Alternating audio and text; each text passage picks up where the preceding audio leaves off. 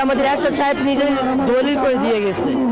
আমাদের মা বাবা থেকে টিটিপাড়া থেকে বা এক এক জায়গা থেকে টুকা টুকা আইন আমাদের এরশাদ সাহেব আমাদের কমলাপুর বস্তি থেকে আমাদের এইখানে আইসা স্থান দিছে আমাদের মা বাবাদেরকে। তখন আমাদের কোনো জন্ম হয়নি, আমাদের কোনো উদ্দেশ্যই ছিল না।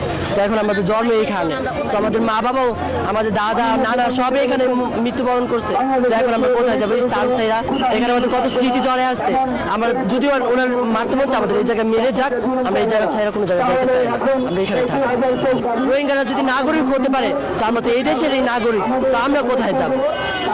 আমরা ভোট দিয়ে এই জায়গায়, ওই জায়গায় আমরা ভোটার হইছি, ওই জায়গায় আমাদের জন্ম, আর আমরা মরলে ওই জায়গায় মরবো, ওই জায়গা ছাড়া আমরা কোথাও যাবো?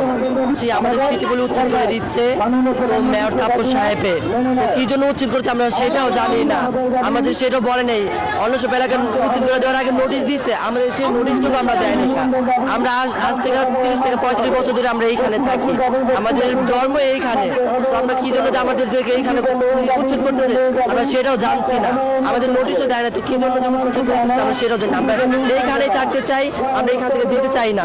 আমাদের যদি উনি মারেও তো আমাদের এইখানে মেরে ফেলুক, আমরা এই এলাকা ছেড়ে বা এই সিটি পড়েছে আমরা কোথাও যেতে চাই না। আমাদের এলাকায় আগুন লাগছে, এত সমস্যা হচ্ছে, আমরা কখনো সরকার থেকে কখনো সমস্যার সমাধান আমরা পাই না, আমরা কোনো সাহায্য পাই না। এখনো এত বড় আগুন লাগছে, আমাদের কত মানুষ অসহায় হয়েছে, কতজন মারা গেছে, তারপর আমরা কোনো কারো থেকে সাহায্য পাইনি সরকার থেকে। তো এখন আমাদের উচ্ছেদ করে দেওয়ার কারণটা কি আমরা সেটাই জানতে চাই। আমাদের উচ্ছেদ যে করে দিচ্ছে সেটার আমরা কোনো উদ্দেশ্যও দেখতেছি না, আমাদের নোটিশ বলতে বা কোনো কাগজ বলতে আমাদের কিছুই দিচ্ছে না। মেয়র তাপস সাহেব ওনার নাকি সরকারি জায়গা, ওনার নাকি এটা লাগবে, তো উনি লাগবে তো উনি নেই, আমাদের একটা বাসস্থান কইরা দিয়ে নেই। তো আমরা এখন কোথায় যাবো? এতগুলো মানুষ আমরা কোথায় যাবো? আমাদের যাওয়ার একটা জায়গা তো করে দিবে, আমাদের ভাড়া দেওয়ার সামর্থ্য নাই। আমরা যদি ভাড়া যাইতে চাই, মহল্লার মানুষ শুনি না, আমাদের দিতেই চায় না ভাড়া, আমরা বস্তির মানুষ ভাড়া দিতে চাই না, সিটি পল্লীর মানুষ ভাড়া দিব না। সিটি কর্পোরেশন মানুষদের উচ্ছেদ করে দিচ্ছে, তো ওনাদেরকে কোয়ার্টার দিচ্ছে বা ওনাদের থাকার জায়গা দিচ্ছে, তো আমাদের কি দিচ্ছে?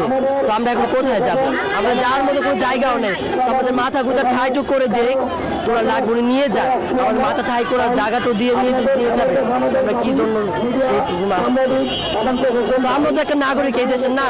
রোহিঙ্গারা যদি জায়গা পায়, আমাদেরকে রাস্তায় কি কারণে ফেলাইবো? আমাদেরকে 90 সালে এরশাদ আমাদেরকে পুনর্বাসন দিছে, 1 নং সিটি পল্লী 230টি পরিবারকে বরাদ্দ দেওয়া হয়েছে।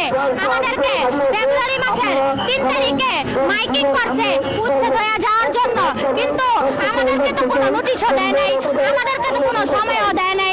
আমরা কি কারণে ওই জায়গা ছাড়বো? 2 তারিখে খবর নিয়ে গেছে আমাকে ঘর দুয়ার ভাঙা দেওয়া হইব, উৎখাত করে দেওয়া হইব। তারপরে আবার মাইকিং করে দেওয়া হয়েছে আমাকে 9 তারিখের ভিতরে ঘর দুয়ার খালি করে দিতে কইছে, বস্তি খালি করে দিতে কইছে।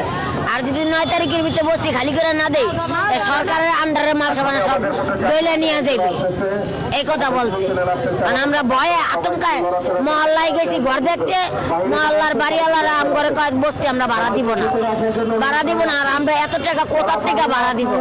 আমরা দিন আনি দিন খাই, কেউ কাগজ টোকায়, কেউ ভিক্ষা করে, কেউ ঠেলা গাড়ি চালায়, কেউ ভ্যান গাড়ি চালায়, কেউ দিন মজুরি মাটির কাজ করে।